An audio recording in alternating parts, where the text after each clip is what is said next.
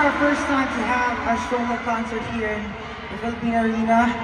And we're just so excited to show you what we prepared for many, many months. Excited ba kayo lahat? Hindi nyo alam kung ano yung mapapanood nyo sa totoo.